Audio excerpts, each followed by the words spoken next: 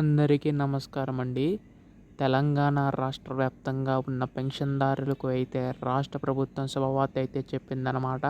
So మనకి ఈ యొక్క ఆసరా పెన్షన్ కాస్త చేయూత పెన్షన్ కింద మార్చి మనకి ఈ యొక్క పెన్షన్ అనేది అయితే పంపిణీ చేయబోతుందండి. అయితే దీనికి సంబంధించి గాను మనకి ఈ యొక్క పెన్షన్ సంబంధించి నిధులు ఎప్పుడు విడుదల చేస్తారు అన్న దానిపై చాలామందికి అయితే సందేశం అయితే ఉందన్నమాట.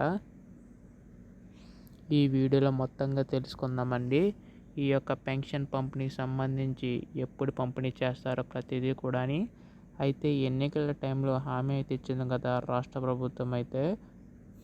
ఇక్కడ మనకి ముఖ్యంగా చూసుకున్నట్లయితే వృద్ధులు వితంతులకి 4,000 రూపాయలు, దివ్యాంగులకి 6,000 రూపాయల చొప్పున అందించబోతుందండి. దీనివల్ల ఏంటంటే ప్రతి ఒక్క పెన్షన్దారుడికి కూడా లబ్ధి చేకూరుతుందని చెప్పి రాష్ట్ర ప్రభుత్వం భావిస్తున్నట్లుగా తెలుస్తుందండి. అయితే దీనికి సంబంధించిన నిధులు కూడా అయితే కేటాయించబోతుంది. సో ఎప్పుడు విడుదల చేస్తారో ప్రతిదీ కూడా తెలుసుకుందామండి.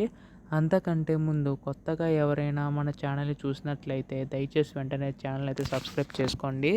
నేను పెట్టే ప్రతి లేటెస్ట్ అప్డేట్ కూడా మీకైతే ముందుగా తెలుస్తుంది. ఇంకా ఆలస్యం చేయకుండా వీడియోలోకి అయితే వెళ్ళిపోదాం. సో ముందుగా ఇక్కడ చూసుకున్నట్లయితే ఎన్నికల టైంలో అయితే హామీ అయితే ఇచ్చింది కదా రాష్ట్ర ప్రభుత్వం అయితే. ఇక్కడ గత ప్రభుత్వంలో ఆసరా పెన్షన్ కింద వృద్ధులు వితంతులకి 2,000 రూపాయలు, దివ్యాంగులకి 3,000 రూపాయల చొప్పున అందించేవారండి. అయితే ఈ యొక్క ప్రభుత్వం ఈ యొక్క పెన్షన్ పెంచి అందిస్తామని హామీ అయితే ఇవ్వడం అయితే జరిగింది కదా. ఇక్కడ వృద్ధుల వితంతులకి 4,000 రూపాయలు, దివ్యాంగులకి 6,000 రూపాయల చొప్పున అయితే అందించబోతుందండి. దీనివల్ల ప్రతి ఒక్క పెన్షన్దారికి లబ్ధి చేకూరుతుందని చెప్పి రాష్ట్ర ప్రభుత్వం భావిస్తున్నట్లుగా తెలుస్తుంది. అయితే దీనికి సంబంధించి కాను మన నిధులు అనేవి అయితే విడుదల చేయబోతున్నారు.